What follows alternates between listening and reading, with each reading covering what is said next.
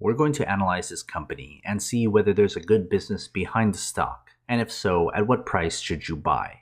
In order to better understand how much money the firm is making in relation to its stock price, we're going to look at a number of variables, and in doing so, we'll be able to see the company more clearly. Growth.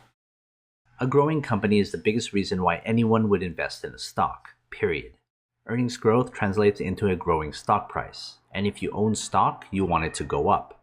Aside from FOMO and hype, it's the fundamentals that will ultimately decide where the stock goes. So for growth, I'm looking at one metric, earnings growth laid out as a percentage. What you see here is a projected growth comparison between our company, its closest competitor, and the long-term stock growth of the S&P 500 for the next year and the next 5 years. We want our stock to ideally be higher than both. Simply put, if the black bar is taller than the gray and red bars.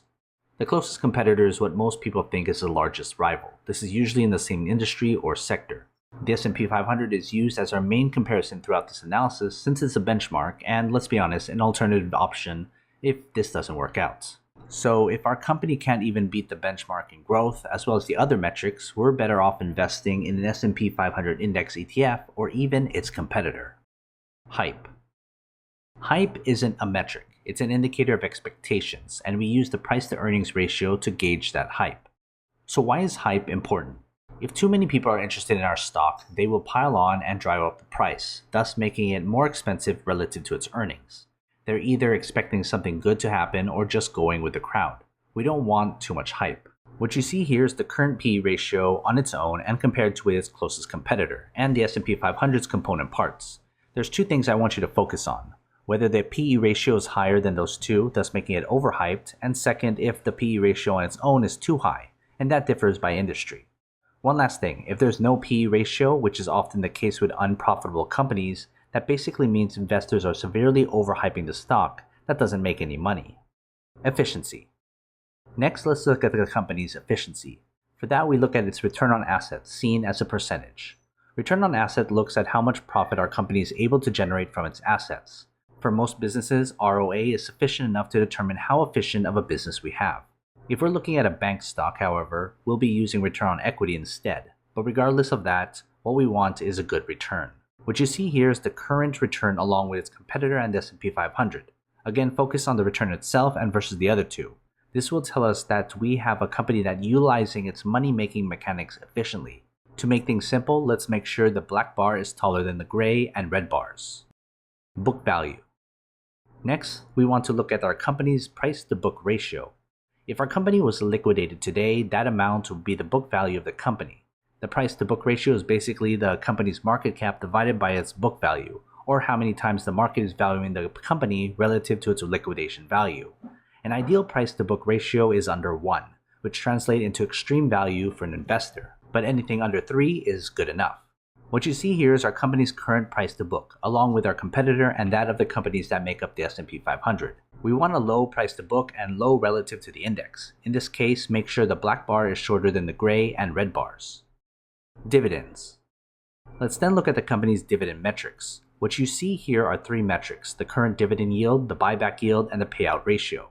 Unfortunately, our company doesn't pay out a dividend, which is a negative, but a positive if there's any buyback and a smaller payout ratio. But we very much prefer an investment to pay you while you own a stake in the company. Before we continue, consider joining my Patreon. It helps support this channel, but more importantly, you'll get access to every company I've analyzed so you can quickly compare between them. It's updated all the time. Head to patreon.com/GrowthShares or click on the link in the description. The business. By now, you have a good idea of whether we have a good or bad business. If this were a private company for sale, we can be confident just from a business perspective whether to buy or not. In order to gauge whether there's a good business here, it would need to at least beat the S&P 500. If it clearly can, we're at least dealing with an above-average business. What you see here is a quick summary of how our company has performed versus our competitor and our benchmark. Of course, I encourage you to go back through this analysis and see if their differences are huge or if they're minor. Fair price. So what does this all translate to when it comes to the stock price? Here you'll see 4 different fair price conclusions: the analyst price, the discounted cash flow model from Guru Focus, Morningstar's fair price, and then my fair price. And then when we average out our 4 different fair prices, we can see where we are in terms of the perfect price to buy the stock. For the chart in the middle of the screen, you'll see how much higher the fair price is from the current price based as a percentage. So the higher the percentage, the more undervalued the stock. For the analyst price, it's basically the average fair price given by a number of Wall Street analysts who follow the stock. From my experience, I'd say they're more optimistic with their valuation than the others. But I just want to include these 4 different price points so you can better compare and pick between the one you trust the most. Performance. Now, what's the point of investing if the stock doesn't go anywhere? It's one thing for a company to have a great business and an undervalued stock price, but it's a wholly different story when it comes to the daily motions of the stock market. Although past performance is no indicator of future returns, we all know that the past does, and at a minimum, influence future outcomes. What you see here is our stock's compounded annual returns versus its industry and versus the S&P 500 over various timeframes. This will give you a different way of looking at things. If you're only concerned with how the stock has performed and pretty much you can expect to some degree going forward, then you have your answer here. I'm not including this as part of my analysis, but I just want to share this since some of you are more interested in the stock returns than the fundamentals behind the company and its price. Final thoughts. In the past, I used to end these videos with a final grade, but that just pigeonholes all of us into a very simple conclusion. There are 3 things you can take away from this analysis video. 1, you can look at the numbers and determine for yourself what kind of business we have behind the company. 2, you can see what me and others are saying about the fair price. And 3, you can ignore all that and just see how the stock has performed and go with that. And that way you can make a more informed decision on where you should put your money based on your preference and strategy. So remember to check out my Patreon. Your support is always appreciated. Invest wisely, and as always, take care of your money.